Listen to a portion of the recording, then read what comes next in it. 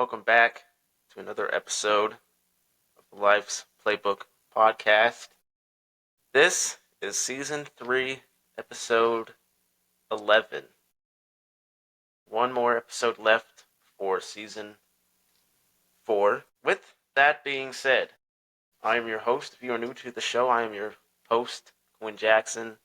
I'm joined today by my co-host, Noah Hawley. Having said that, with this being the 11th episode of Season 3, I thought it was only fitting to take a walk into the world of college football once again. Talk about a recent controversy. One might say recent controversy with former Tennessee quarterback Nico Imaleava and what's going on with him and what led to this, as well as a couple of other housekeeping things for the show. Stay tuned for that at the end of today's episode. So, having said those things, let's get into today's episode. Before we get started with today's episode, make sure to download PrizePicks, the most elite sports fantasy app. If you want a chance to show off your sports intelligence, let's dive into today's episode, talking about the recent controversy with the former starting QB out of Tennessee, Nico Imaleava. The report is out that he is, I'm assuming, hitting the transfer portal from Tennessee. I'm not sure where he's going to end up. He's he's not a bad quarterback. Obviously, he played in a tough conference, the SEC, and had a beyond disastrous run in the playoffs against Ohio State. We all know how that went, but he's definitely not terrible. He's had his bad moments on the field, sure, and he's had a lot of upside moments on the field as well. But I think he'll definitely, wherever he goes via the transfer portal, he'll definitely be a starter for sure. But we got to figure out what led to him ultimately leaving Tennessee. Whether that's the right decision for him or not remains to be seen. But let's talk about it. So first things first, Noah, what do you think about this so far? So it leads me to wonder what Tennessee is going to do for their quarterback room. Are they going to try to find a not high draft, but a high star prospect out of high school? Are they going to see what's going on in the transfer portal, or are they going to go for the backup? It leaves a lot of questions for what Tennessee is going to go with this move. And it also leaves questions for where this player is going to land in the transfer portal, what school he's going to go to. So there's a lot of questions about what's going on with both the team and this player. Yeah, it's definitely going to be interesting to see where this man ends up. I think he'll be a bright spot for any college out there that really needs a QB1. Kid's got a lot of upside, but let's talk about what led to him ultimately leaving. And the report is it's as simple as an NIL contract. The report is out there that he's been holding out of practices, holding out of meetings to essentially get a bigger contract. For those of you who don't know what NIL stands for, it stands for name, image, and likeness. And it is essentially a program, an incentive for college athletes, not just football athletes, but college athletes to make money based on basically their popularity and their sponsors and whatnot. And NIL has kind of, you could argue, damaged not just college football, but college sports as a whole. And you could argue it's been a good thing for not just college football, but college sports as a whole. But the report out there on this particular situation is the dude essentially wanted a bigger contract. I believe the specific estimate that he was negotiating for was $24 million, which is quite a lot of money for a college athlete. That's quite a lot of money. In fact, that's actually a contract like that is way bigger than your average NFL rookie contract. So that's a lot of money that a college athlete was asking for. Whether he gets that contract with a different school remains to be seen. But no, what do you think about that? Yeah, man, that's a whole lot of money. You know, let me get 24 million, bro. Let me get some of that over here.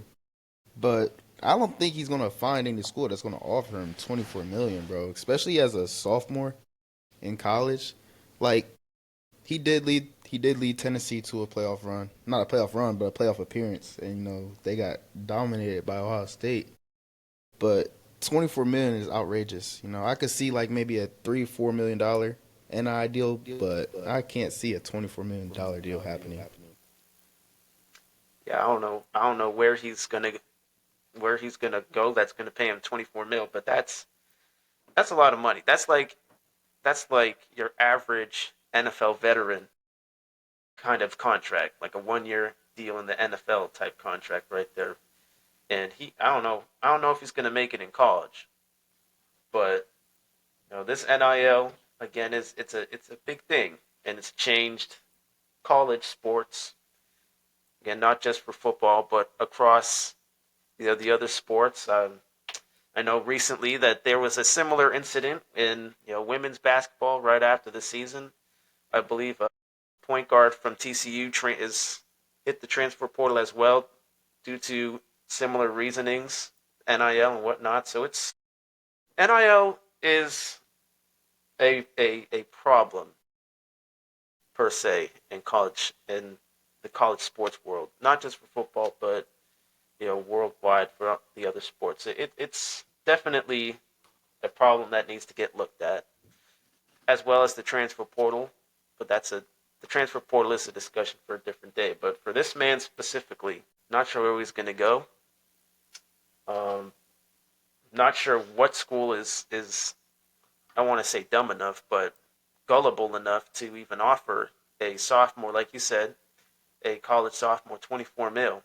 But who knows? There's over 100 colleges out there. Maybe the college has bread like that, but it's NIL is damaging, and there are you could propose ways to combat this and fix this because again we've seen multiple headlines and multiple stories, not just in football but in other sports of athletes constantly going to different schools, different colleges to make the bread, as opposed to their own development, their own growth, because that's what the college level is about. When you hit the college level, you're developing to hit the NFL or the NBA or the WNBA, and you get what I'm trying to say. The college level is a developmental level, and with the introduction of NIL, it's kind of flipped the whole system, the whole narrative around college sports around. Now all these athletes are bargaining for 24 mil. It seems like, and it's damaging, and it's damaging to college football especially because there's been a lot of athletes that make a lot of moves within the season and out of the season because of it. But yeah, what do you think about that, Noah? Is NIL a problem or not? I wouldn't really say it's a problem, but it does inflict a lot of these players to request or expect more than what they're getting, especially if they come off a good year. He came off an amazing year, 10-3 record, over 2,000 passing yards. That's really good as a freshman. And, in the NFL, that could get you a $24 million deal, but I can't see that in college. And that could potentially hurt his draft stock if he does get drafted or gets looked at for the NFL draft. A lot of these teams, they don't really like greedy players. So that's really just messing up his reputation for the future in football. Yeah, I agree with you there. It's a lot of hopping around. lot of hopping around. Now, with that, small plus side to all that constant hopping around and from team to team is you gain a lot of experience, a lot of different coaches, and scouts do look for that type of thing. But bouncing around from school to school, collecting money, it has its negatives. And again, whether him leaving Tennessee is a good thing remains to be seen because Tennessee is a good program. It's a good program. It's a good school. Football team does well every year. Granted, they play in the SEC, and the SEC is arguably the toughest conference in football. Obviously, that has changed as of late. The Big Ten has claimed the throne with that, having two back-to-back national champions. But Tennessee, they're not a bad program, and I think had he continued to stay for less money, he would have definitely grown into a better prospect for probably the draft of 26 or 27. Because, like you said, he is a sophomore, so he would be eligible for the draft class of 26 or 27.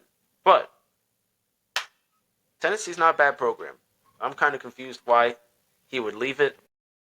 I'm not sure if he's going to have the same success anywhere else, especially if he doesn't go to like another big school.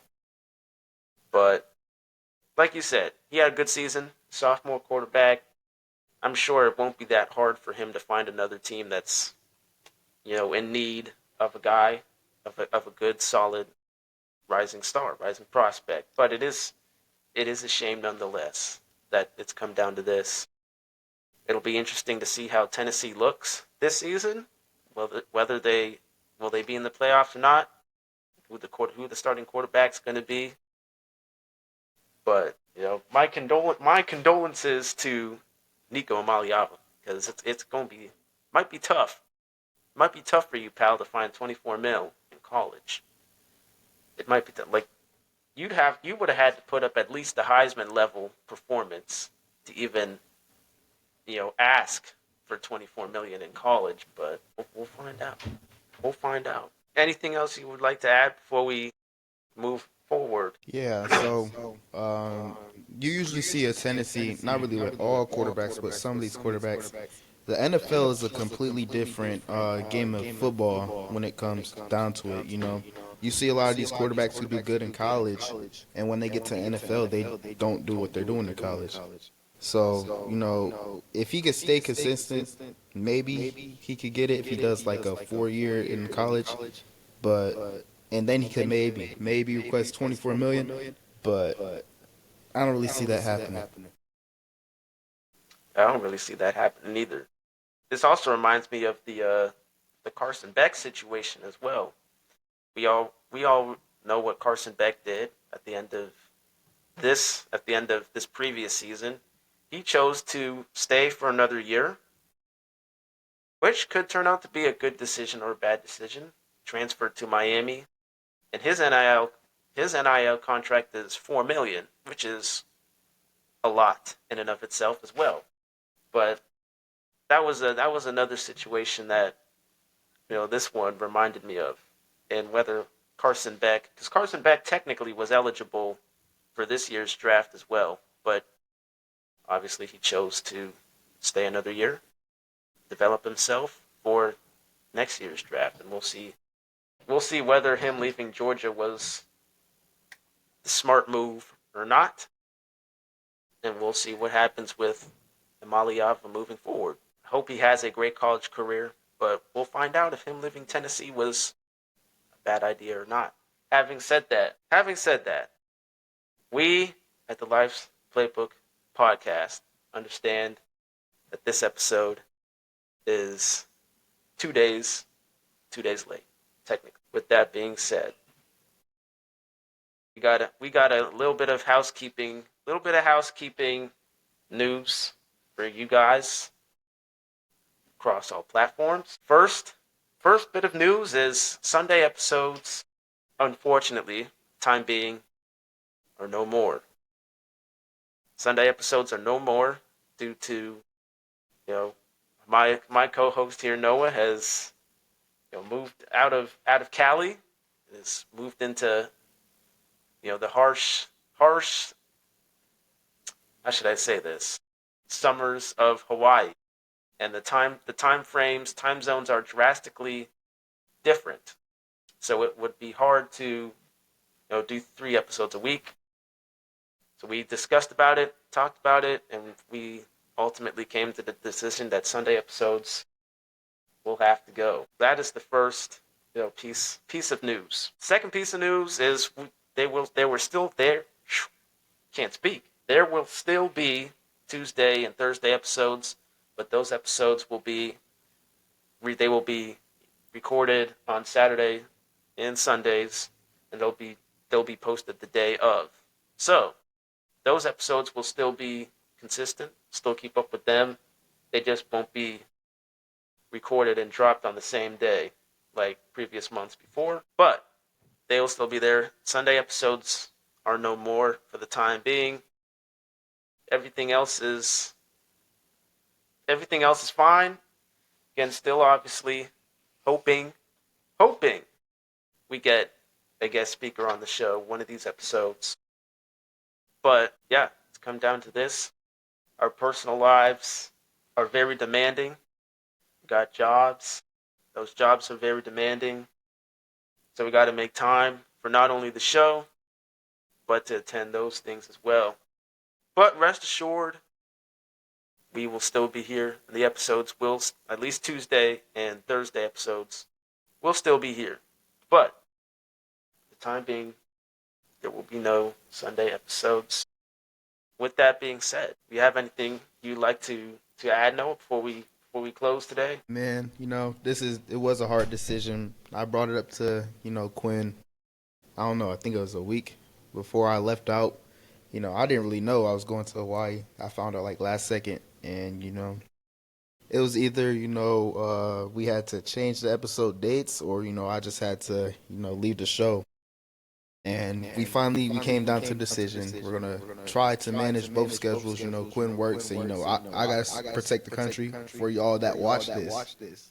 So I'm balancing protecting the country and making you guys entertained. So we found some sort of median in between those. So A sacrifices had to be made, and we, as well as myself, the people, we thank you for your services. But with that being said, let us know in the comments down below what you think of not only the NIL and the Nico Imaleava situation. If you're a Tennessee fan, let us know what you feel about this. Your starting quarterback is out of the building now. Y'all probably don't know who's going to be the next man up. Neither do we, the public. But we'll just have to see how Tennessee looks moving forward, because the SEC is a tough conference. So, with that being said, this has been Season 3, Episode 11, the Life's Playbook Podcast. We will catch you guys Tuesday for Season 3, Episode 12. With that being said, peace out.